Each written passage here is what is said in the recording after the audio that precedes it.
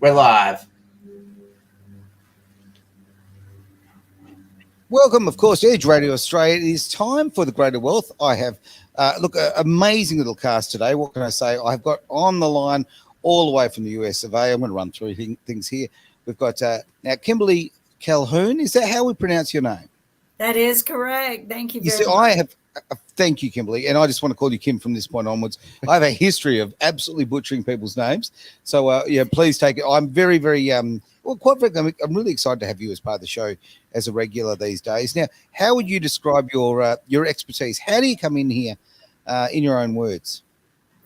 Well, I've just had years of running businesses, and Right. I have worked with a lot of institutions on inspiring financial literacy. That's one of the reasons why we started a TV show, Nick, one of my business partners, and I. And I love working with people and sharing information like what you're sharing. So that's kind of how I got. I mean, I'm a many years engineer. That's how I Yep. started my career. Invented many products that law enforcement wants to use, and Right. started up a telephone company. Raised $134 million in one swing. So those, and I sit on university boards and try to help them raise money. So Okay. So, pretty much a serial underachiever. I can hear that. very much, I'm still searching for that right You're doing an career. amazing job, really are. Now, as I say, to my left, look, I've got the star of the show. What can I say? And when I say star, the man, the legend himself with Blue Sky Factory, it's Derek Whitaker, mate. Good to see you. Great to see you again, Aaron. Mate. Now, let's give it a quick little run through. You give yourself a little bio. What have you got for us? Wow, where do I start? Okay, used to work in radio. Funny, I'm back in this game. And while I was working on radio, I was also trading the stock market, not known to my boss at the point at that time, Right. and losing lots of money like people do. His money or your own? My own money. Damn. Making your donations to the market, as traders put it. Got out of that game into the finance industry, complete breakaway into a different industry. Yep. Kid in a candy store, learning all this stuff. Got to hang out with amazing traders. Interest was always in that.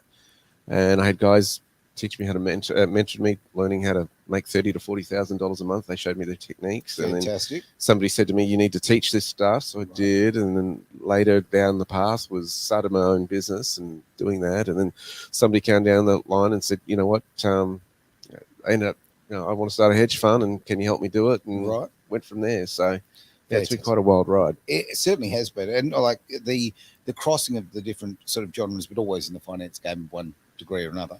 And funny with the media point of view, with the journalism and radio, full stop, going full circle. Yeah. And you've ended up where you belong. Here at Edge, what can I say? Now, after two fantastic, illustrious people going through a great bio, we're going to change the tone a bit and talk about Travis Carter. Travis, how would you describe yourself and your contribution to this little round planet? Property investor extraordinaire. Yeah, I think that's fair. Right, no. Let's get this correct. My official title is Dead Set Legend. Okay. Oh, I thought it was attack helicopter, but that's a whole other story. All right. That's actually real, by the way. Property investor, one of Derek's students for options trading. And by the way, because Derek never does this himself, he's too modest. If you do want to learn about trading, please do head over to blueskyfactory.com.au. Now, blue does not have an E. Don't ask me why. That's a Derek question. So BLUSKY factory.com.au, and you can actually learn all the strategies that he uses. Brilliant courses. So please do make sure you do it.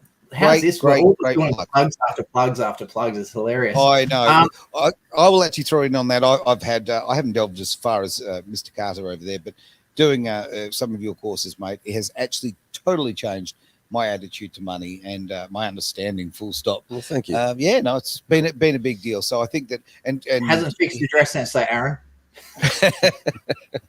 I've only just started. We didn't do the fashion chapter, did we? No, that's next week. But I think if you actually really do understand the systems of money and a lot of the myths that we live our lives by, you can really you can attack things differently. You can chase your your greater wealth. Funny enough, in a far clearer way. Mm. All right. Well, from my point of view, hey, I won't babble on too much. Broadcaster for a very, very long time, obviously with radio and video and audio as well. Been self-employed many times and had quite an industry. Quite a life in the entertainment industry. That'll do. Yeah, as far as I'm concerned. Look, investor. Oh, I don't know about that. Certainly entrepreneurial. Yeah, and we'll go with that. Yeah. Certainly, yeah, absolutely. So, Entrepreneur and car wrecker. And car wrecker. Oh, yeah, well, there you go. There, former pro rally driver. So car wrecker. Yes. Look, I think it's really important to grab life by the proverbials and go and live it. Simple By as the that. horns, Aaron. Kids show. The By the horns. horns. Horns. I like that. All right. Now that we've just had the love in, let's jump into the show. We've got some great stuff to talk about today. We'll start soft because this is something I don't actually know a lot about. And on the surface, I'd look at this and go, oh, geez, they're not paying their taxes kind of attitude. Believe it or not, I'm probably going to dive in and ask Travis a couple of questions on this. But do you want to... Before we get started, I'll just let people know that we're going to get into some big developments as far as crypto is concerned this week, and also happening in the EU, some big developments there. But before we do that, Travis actually sent me this really interesting article where the ATO were kind of justifying why some businesses don't have to pay tax in a financial year, which is a bit of a turn of events when you've got a collector justifying that. So what it basically highlights is a lot of people don't understand that companies aren't always taxed. And they're often criticized by that, and they don't really understand why they're criticized by that. Well, certainly it's simply because of this. Companies aren't always profitable, and you are taxed on profit, not turnover, thankfully. Yes. Because, you can have a business, say, like a trucking industry where the overheads are absolutely huge to keep their trucks on. 1, to purchase the trucks, 2, to fuel the trucks, 3, to pay the people to drive the trucks, 4, to maintain the trucks as well, keep them service on the roads. So their profit margins are very, very slim. So while they might be turning over millions and millions of dollars, that doesn't mean it's ending up in their back pocket. And so people got to be aware of that. There's also other reasons why companies don't turn a profit. They're starting up. And very typically, businesses in the first 2 years will return a loss because all their profits are going back into the business. Of course. To 1, pay off debt to get it going. 2, to just try to get it to a point of growth where it has sufficient turnover to be profitable. There's a thing what we call in the accounting terms called fixed costs, or in business fixed costs. And these are the kind of costs that, you just to keep the doors open, you're going to have every month. It's your salaries, it's your lights, electricity, it's your whatever it is it costs you to run that business. And it's going to be different for every industry and every kind of business. So don't jump on the whole socialism bandwagon when you hear people say these companies aren't paying tax and that's bad. There actually could be very legitimate reasons. And the ATO, in an article that Travis sent me, is trying to explain that, saying, hey, we look at it very, very closely. But, sometimes if a company is reporting a loss in Australia, at least they're allowed to carry forward those losses, which means if you have a profitability the following year, the losses that they made in the previous year can be carried forward. So they may have a second year where they don't have to pay tax.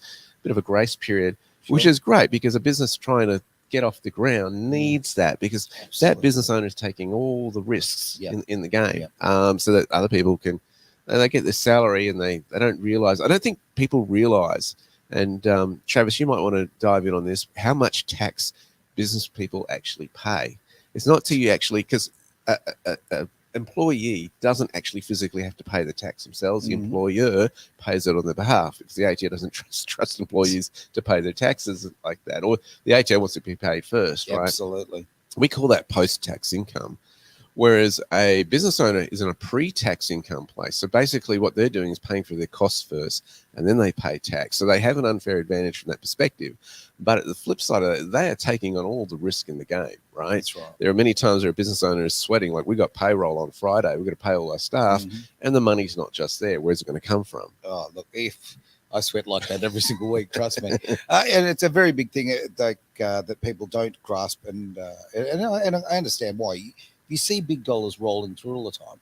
It's obviously, people tend to think it's profitable, but often it's just not.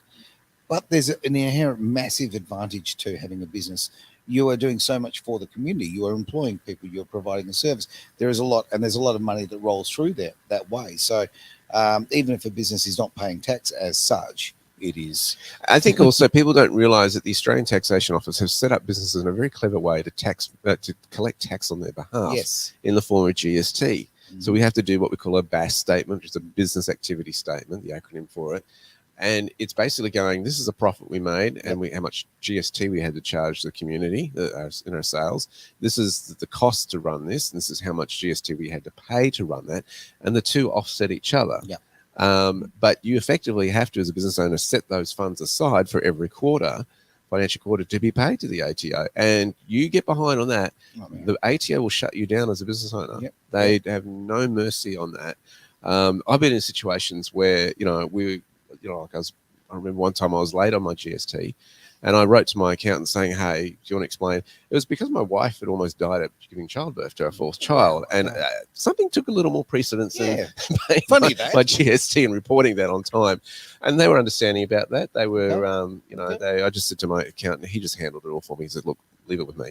And came back and said they've foregone the fine that you've incurred and that sort of stuff. Right. So there is some leeway there, but you can't come up with that excuse every year. No, there's a lot of babies, mate. That's right. All right. Well, look, again, and it pains me to say this, but I am interested to hear what Travis's opinion is on this, mate. What are your thoughts? Everything Derek said is right, but he said it in such a Derek accounting sort of point of view. So, what a lot of people, and this is why I wanted to make sure, what I was really strong about getting this one in the show today, because most people, when they think about income tax, especially when it comes to corporations, they're like, they think that's the only tax that a business pays. But there's so many things associated when you're running a business that you got to take into account. So let's run from setup. So you've got accounting fees, the business structures you got to set up, you got stamp duties on all legal of those fees. Legal fees, you got all your setups just to have a correct business name. You got all these expenses that comes up first. Let's say you're buying a piece of property or equipment or machinery or cars, vehicles, trucks, and all that. You've got stamp duty on that. You've got GST on that. You've got the wear and tear on everything there. You've got all your fees and charges on that. So let's say let's say your business has 10 staff members. You're giving away, I think it's about, depending on the company you use, it's about 10% of whatever they earn. That's gross income as workers' compensation insurance. So if they hurt themselves on your time, you've got to put away every year 10% of their income to an insurance company just to have staff. So let's say a staff member is $50 an hour. And I'm not even getting into superannuation yet either. So just to have them on the books, you've got to pay an extra $5 an hour per staff member. And if you got 10 of them, that's $50 an hour per 10 staff every single hour that they work. So you're looking at hundreds and thousands of dollars every year just in insurance to make sure if one idiot decides to burn themselves, like they did in the guy that the business manager got $650,000 fine. If some idiot decides to people like Paul kerosene and set themselves on fire, you've now got to pay an extra $150,000 a year minimum. So there's all these other fees and charges, government charges, like Derek said, the BAS statements. So income tax or corporations tax for the businesses isn't the only tax out there. There's heaps of them. I was going through what we have to pay, like what we do with our properties and that, because we purchase properties, we renovate them, and then we sell them. So we have this little thing called capital gains tax. So if you're a business and let's say you buy a premise or a vehicle or something like that, and then you sell it, that income for selling the property can be, considering how you've done your deductions, that can be considered as a expense or an income. And if it's considered an income, you've then got to pay capital gains tax on it. So there's all these other taxes along the lines that a lot of people just don't take into account. They go, oh, they didn't pay any income tax. Oh, well, as a pay-as-you-go person, you're not paying corporations tax. So are we then able to, as a business, to turn around and say, well, you didn't pay any corporations tax, so why should we pay income tax? Kimberly, obviously things are very different in the US. You don't do your GST and all that sort of thing. The sales tax varies from state to state, which is I know. fascinating. There's some states that don't have sales tax, which is really cool. It is. It really is. Could you give us a little insight on how it works over there? It's extremely complicated. And as you mentioned, it's different from state to state, how we pay taxes. But we pay taxes. It's very important for the corporations to pay taxes. It is a lot of paperwork. And the best thing to do is hire an accountant to take care of everything, which is what I do now. I spent years reading every bit of the new taxes that were coming out and staying current with it, just so I could make sure I could stay on top of it. But we do have a very steep corporate tax. And the IRS stays on top of us. They audit us. It's just a huge due diligence that we have to do. And it's not just taxes. We're liable for workers' comp insurance that is required.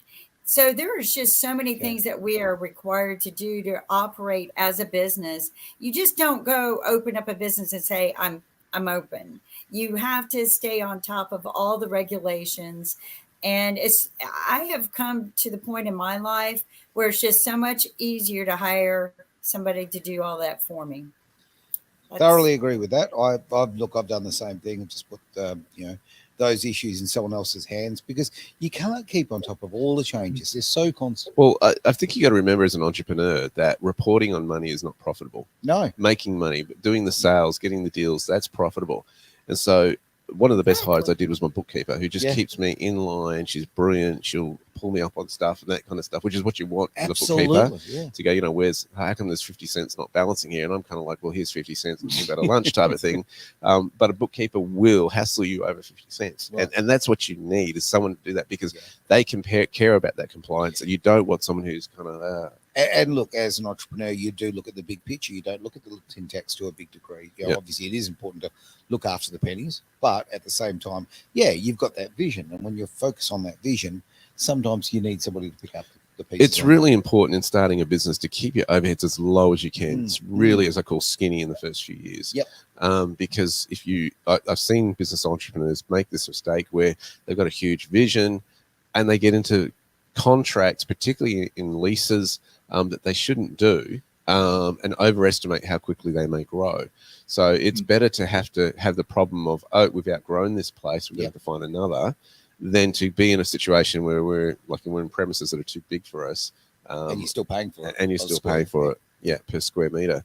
But, those markets change, even in landlord rentals as well. If you need a physical business, there's businesses like mine that are totally online. So I've always avoided trying to hire a place, because I thought, what's the point of me paying $2,000 a month for me just sitting in a different room? $2,000 a month. Geez, man, I'll take that rate any day. No, that was going back a few years. I'll admit. A few decades. But it's true. Go on. So one thing I just want to really, really stress out here: this isn't a big love-in for big corporations and businesses and all that sort of stuff. So no. I just want people to understand that even though corporations aren't paying the taxes, they are paying taxes. The really bad thing is small businesses are generally the ones that get slammed because they haven't set themselves up properly. They're not geared up properly. They didn't do the hard yards right out the start. So what's happening is they're constantly playing catch up. So the other problem, and this is now going into the realm of politics, at the moment in Australia, when you send, let's say you're a major corporation like Apple, BP, all those sort of ones that are based in Australia, if you send, say, revenue over to another country which is running out of loss, that is considered as a business loss. So it actually reduces down your tax obligations when it comes to income tax or corporations tax. Right. So what they can do is send things to Seychelles, Canary Islands, or wherever where there's tax havens internationally. So to stop companies from doing that and making sure they're paying their fair taxes in Australia, we need to actually change the way we deal with international money transfers, especially for businesses. If you're let's say using Australia to cover the losses in another country. So what we need to do is make Australia the tax haven for Australian businesses. We should be in Australia the lowest tax rate for all Australian businesses. If you're predominantly an Australian business, have the tax havens. Like I'm talking 10% income tax in Australia, because have it lower than any other country, because that way they won't want to send the money offshore. They'll want to keep the money here. But yes, we're getting a lower rate of tax because more companies are actually in Australia, then they don't pay the taxes in Australia rather than sending it offshore. We're not trying to get the money anyway. So Travis, a good example of a country that's a country that's made that work is Ireland. Ireland's done that. Well, I think you both have highlighted a very good point, and it's this: that in Australia we have a tax system that punishes you for doing well. Yeah. Right. We teach our kids work hard, you'll get ahead and do well, but when the reality comes to it, the more you make, the more you pay tax, the more you're punished for doing well. And it really is the problem with this is, people go, well, everybody should pay their fair share. I think that sweeping argument fails to realize, one, the risks that are involved in starting a business and doing that sort of stuff, but it's also turning our best minds and best entrepreneurs offshore. People are going, that's it. We're pulling up the stumps, as we say in cricket. We're going to go take our business elsewhere because, one, the taxes are too high in this country, and two, there's too much red tape to actually do it. We spend so much time and money having to do stuff like reporting on our taxes, just keeping up with the legislation and the changes the government's always making. I mean, this is why so many options dealers and market makers in the world that I work in pulled out of Australia, because they're always changing the rules. That's when you change the rules, all the lawyers have to then change all the compliance legals. And it was just it got to the point where these players are saying, you guys, as far as the market share in the market in the world, you're tiny, you're less than 2%. Sure. It's too complicated to pull out. Well, consequently, the options game in Australia is so illiquid now. It doesn't have that volume going through. So it's, and you want to attract money to this kind of environment. You want to attract big money into the game. That's not how you do it. No, you're pushing people away. Red tape, particularly. I mean, let's face it. In Australia, it's a major issue. Well, I'm going to pull up stumps on this little segment, though. Hang on. Okay, Mr. Carter. Sorry, I know you can't see the screen in the studios there. So, Kim, because normally I'm in the studio, normally I'm monitoring the screen. So, Kim, far away. You had something you want to say.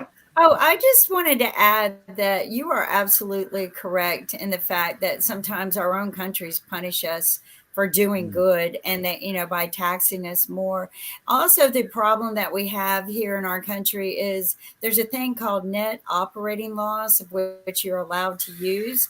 So if you have losses while you're building your company, you maintain and monitor those, and you can carry those forward when you start making money, and then you can deduct those losses, and you can used to carry that forward for 20 years, but now it's indefinite.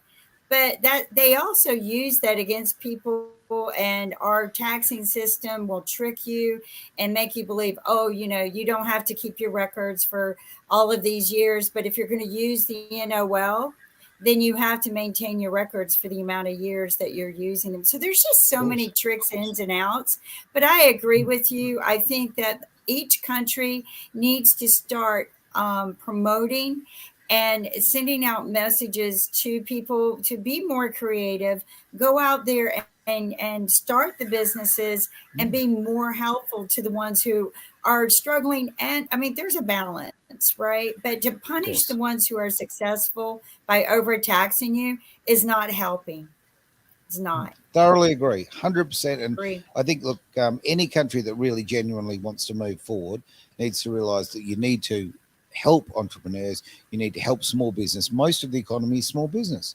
And there just tends to be, certainly in today's society, this push to it's all about corporations, and everybody else is sort of superfluous. Just really quickly, one other tax that in Australia we've had is that the more employees you have, the more tax you pay for those employees. And I think it's a terrible tax, because it's discouraging people from providing employment. And business people, the ones who keep people off welfare. That's right. We help provide the jobs, and you punish business owners for doing that.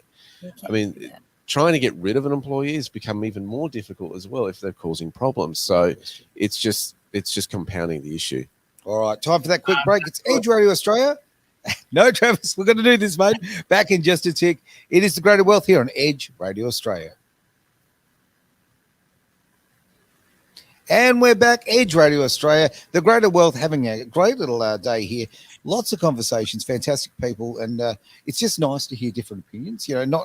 I always say this. I say it constantly. I'm probably, a broken record, but you can't just always, stay in your own fishbowl. You've got to actually have different opinions too. You don't grow as a person unless you hear, things that you disagree with. It's really important to hear them. So I'm enjoying today's show.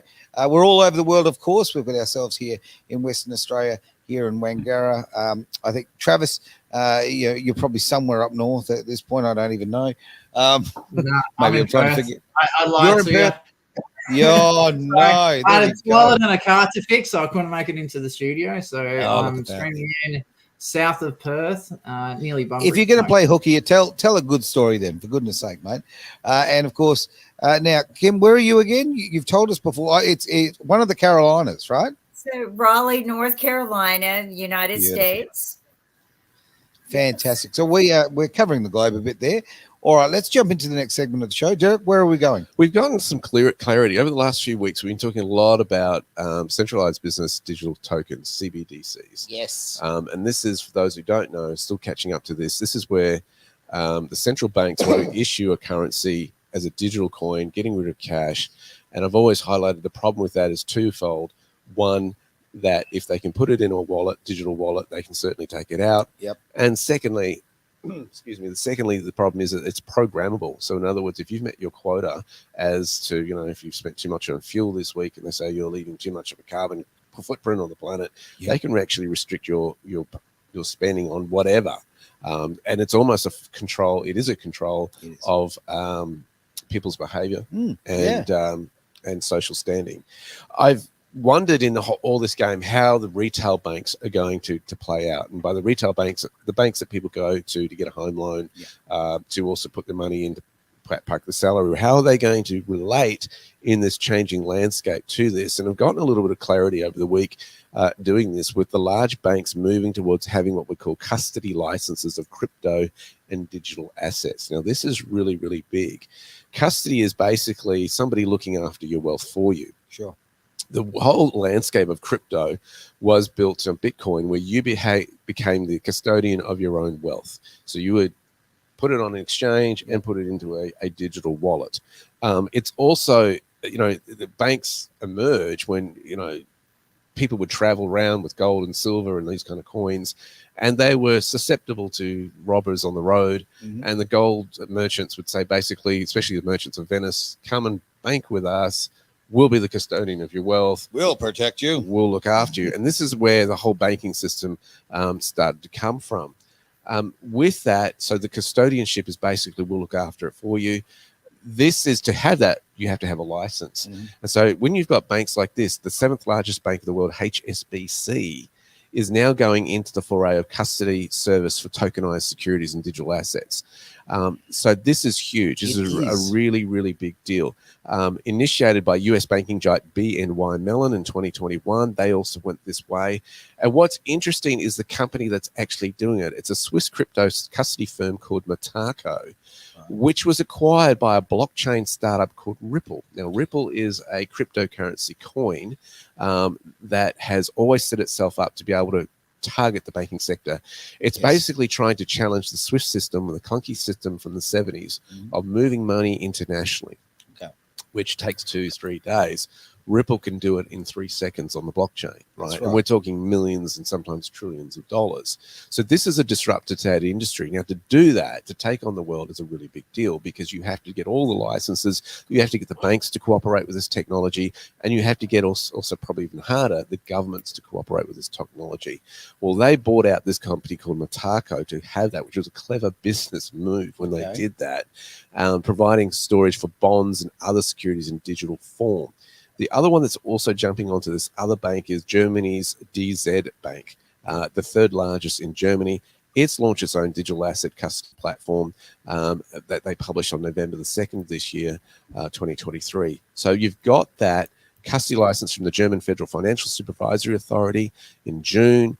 This is where we're seeing these kind of players move the chessboard, the pieces on the chessboard, and how they're setting it up. So they're going, and think about it, it's not efficient for centralized banks to do the retail stuff. They don't want to be dealing with Mary, who can't get access to her digital crypto wallet for whatever reason. Sure. They don't want to deal with all that stuff. It's beneath them, type of thing. It's not whatever their business lies.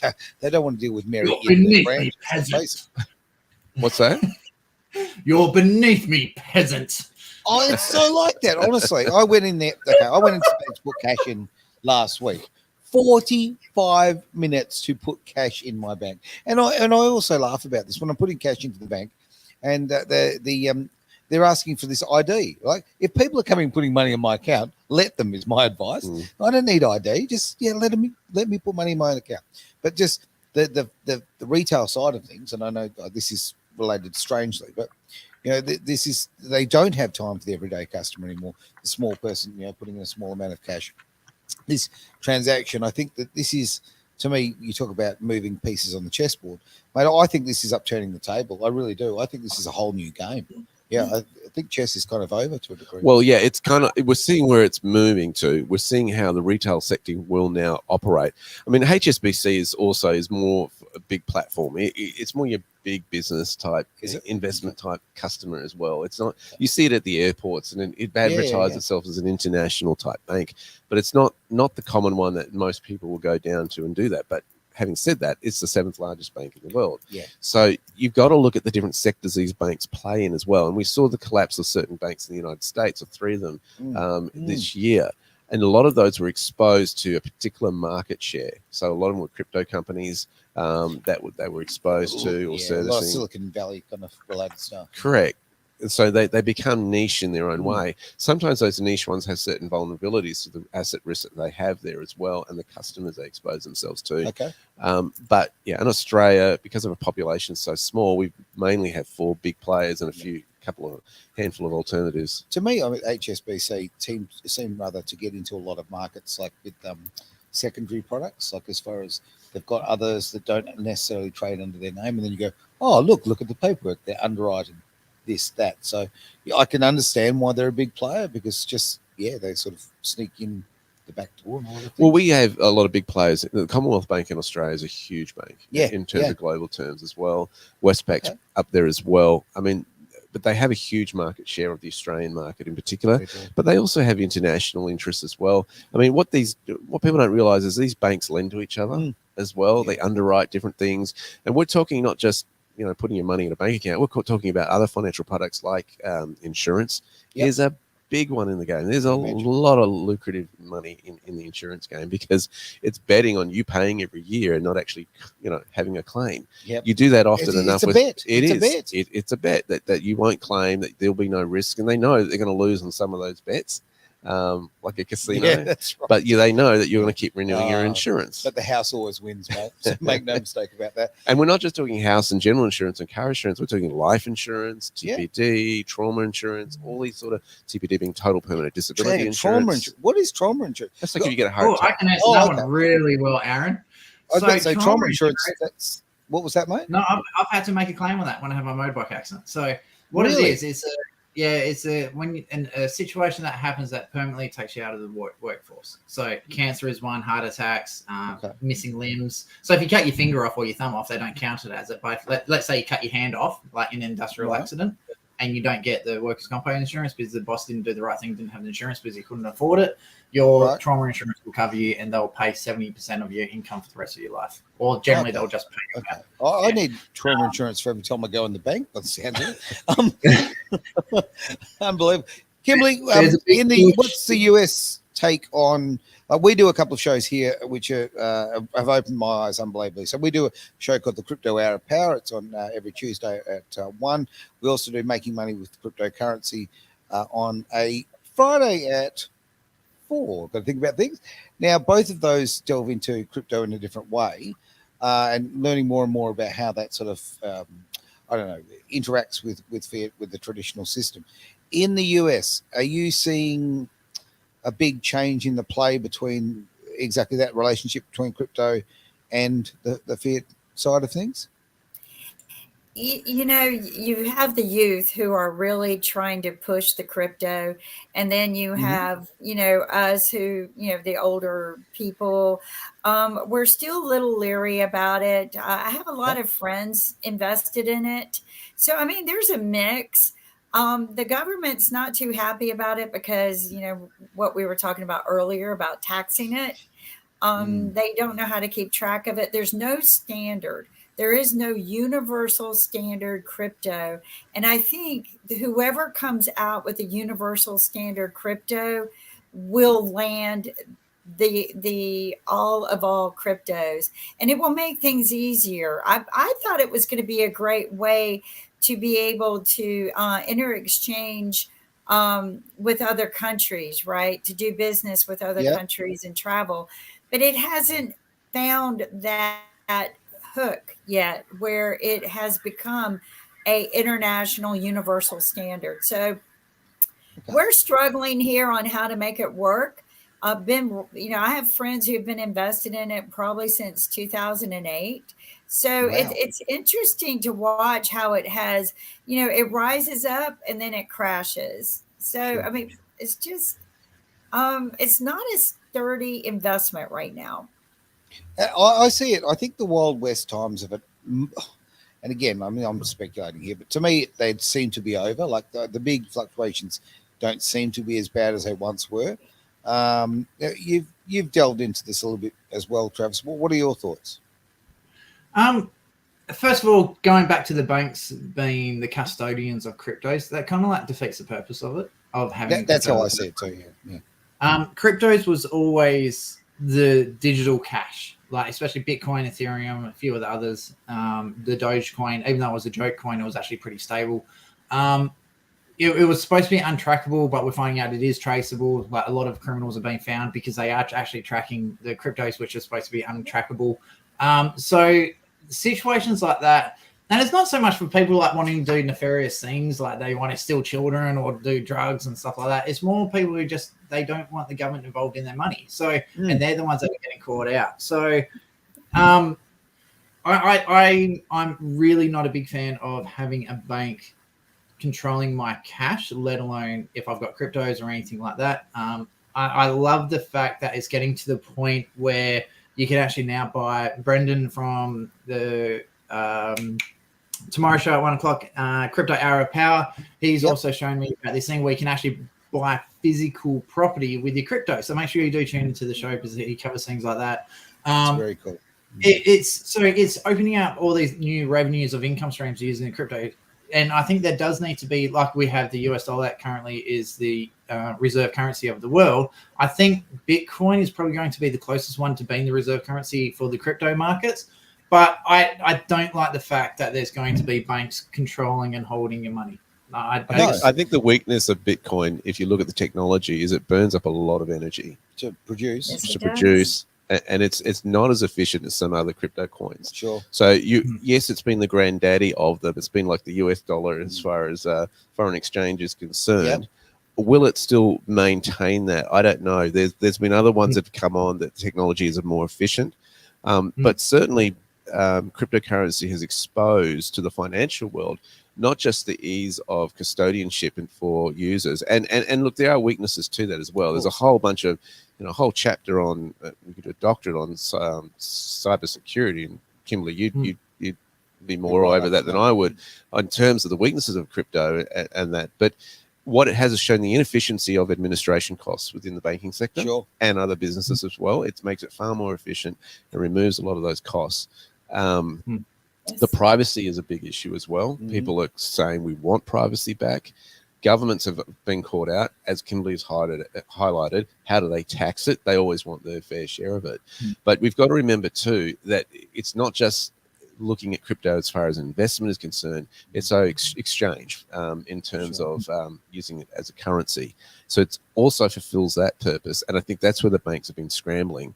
And there's been a lot of suggestion, as you know, of having a stable type coin where it is not susceptible to so much of those fluctuations. And they often pair it with a fiat currency to do so. Yeah, well, and there's tech in place now where you can actually go to sports stadiums. You can purchase your hot dog and your drink on crypto. There's that as that gets to be mass adoption, and I think that one side of crypto will be the investment, and one side will be currency to a degree. That's sort of how I see it.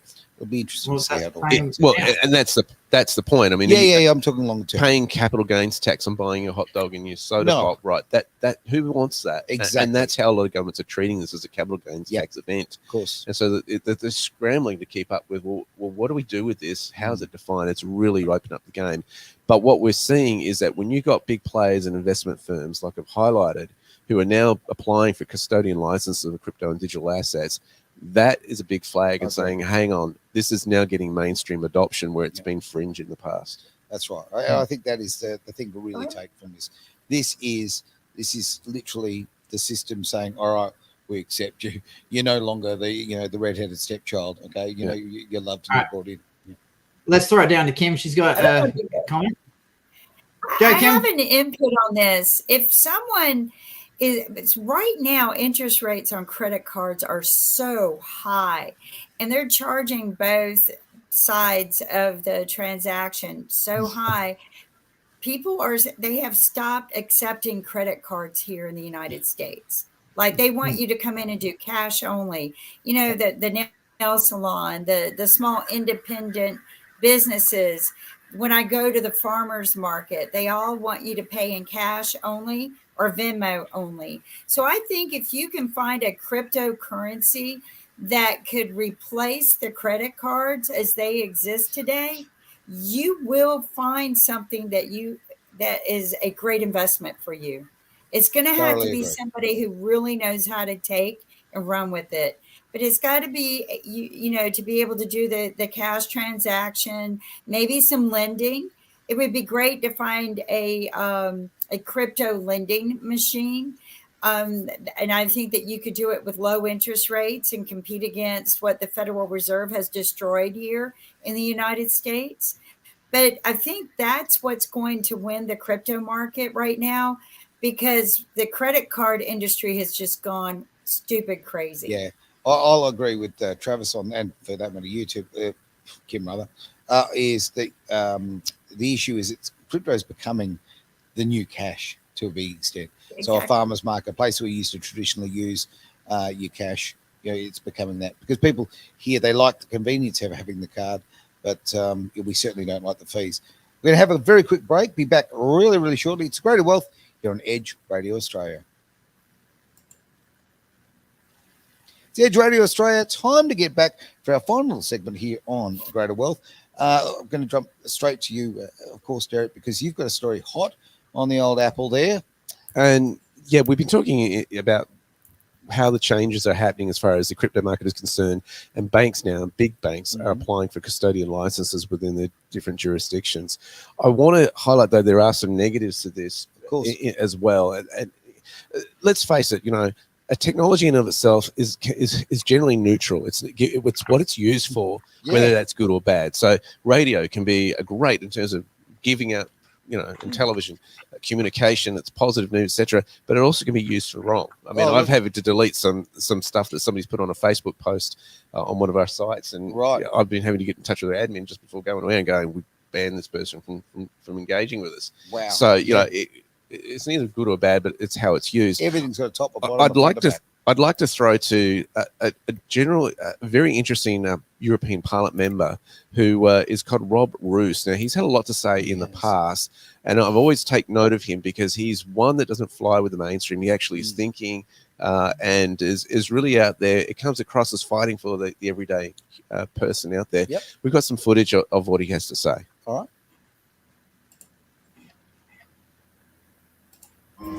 I just left the room where we had the negotiations about the digital identity, and I have bad news.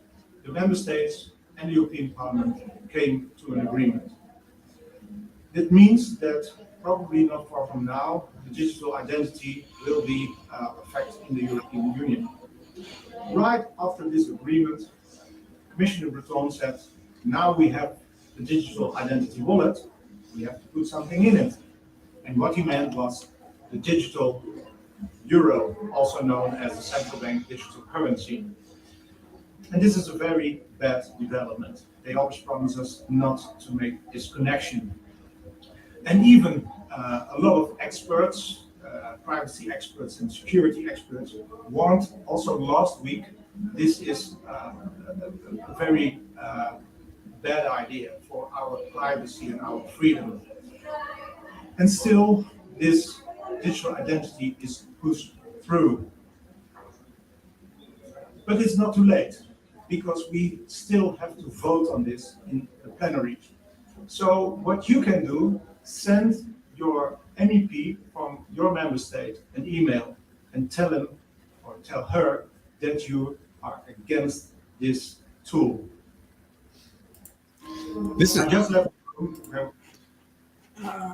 this is really, really important to understand what's going on here. Digital ID. Now, the problem I have with this, and I actually agree with Rob on this point, is that where does it stop, right? You get a digital ID when applying for having banking. Then do you also have to use it when you're getting health care? Yep. Do you have to have it when applying for all other transactions with other businesses? Where does it stop? And we saw the problem with this, of course, during that 19 segment, and I say that for a sense it's on our platforms, where you had QR codes to check in here and there and everywhere, really threatening the freedom of movement privileges that we as a society have. This is a social credit system, simple as that. You can dress it up how you can put whatever frock you like on it. It's a social credit system. So what we're trying to do here is how do we get the balance between having the ease and freedom of this new technology that's available to us while protecting the everyday citizen in engaging with it? This is the challenge for politics. No, you can't.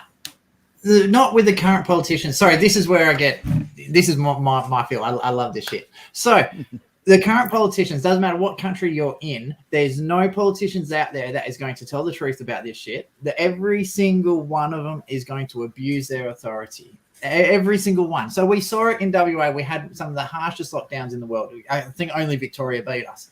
So when you had to have your QR code scanning in every time you went to a place, you had to scan your QR code just to track COVID. So there was an assassination of a bikie boss over in WA. So what they do, they weren't using the QR codes to find the perpetrator. They were using it to find witnesses, people who were totally innocent bystanders. They were hunting them down. And I know this because one of my neighbors was actually out the drag strip where the shooting occurred. So he gets a phone call from police saying, "Oh, did you see the shooting?" And he goes, "Oh, I don't know what you're talking about." And he goes, "We know you were there. You scanned in." And so that they've already, and when the police minister was questioned about this, they said that their reasoning was we're using it to catch a murderer. They weren't using it to catch a murderer. He lied through his teeth. They were using it to find witnesses to build a case against the person. They already knew who did it.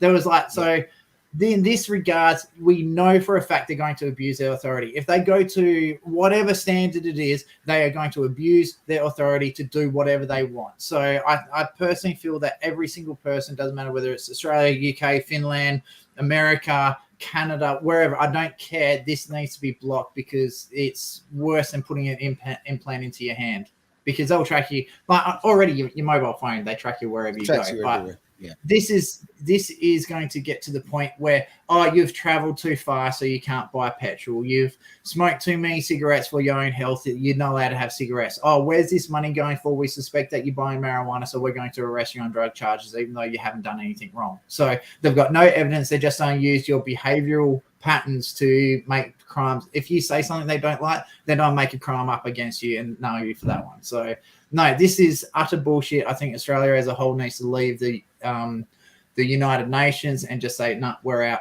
You guys are going too far. Well, the United Nations seems to think it is this, the world government. It's not.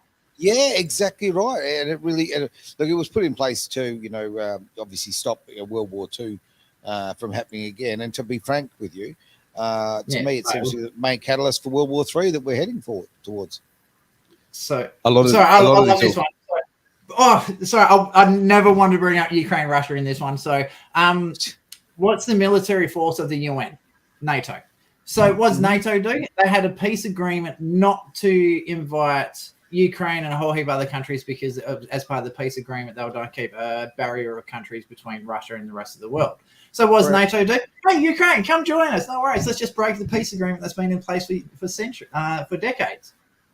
Like the United Nations is arguably responsible for all the current wars that are out there at the moment. So I don't think there's an argument here. I think they are absolutely responsible. I think that the use of NATO as basically a military force, and the fact that exactly what you're saying, the fact that they've broken that border, that agreement, that is an act of war.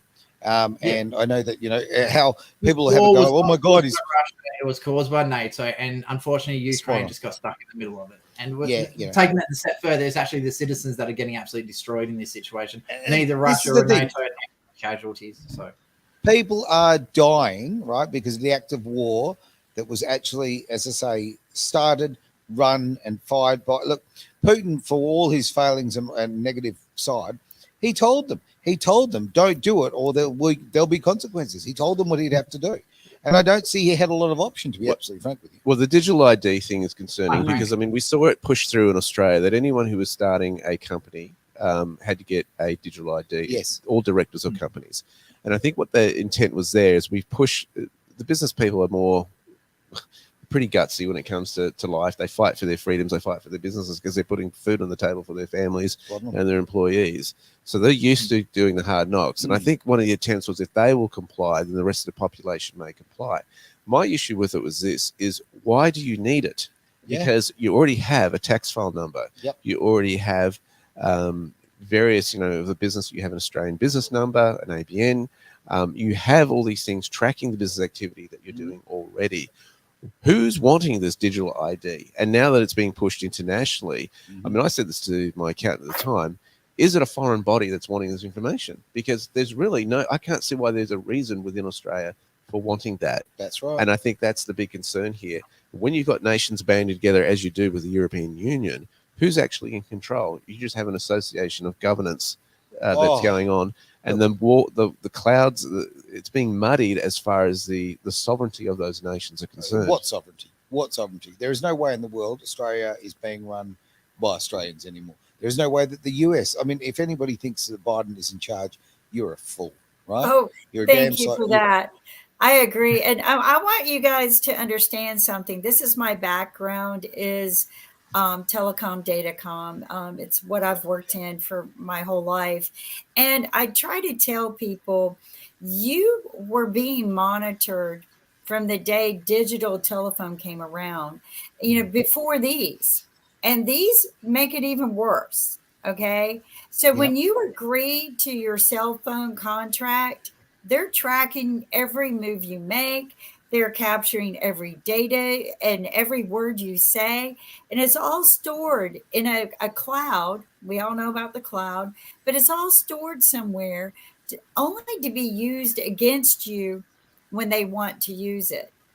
So this digital ID is more about, like you were mentioning, about a global control of people and data. But I've always had concerns about the fact our customer service reps are in countries that hate us.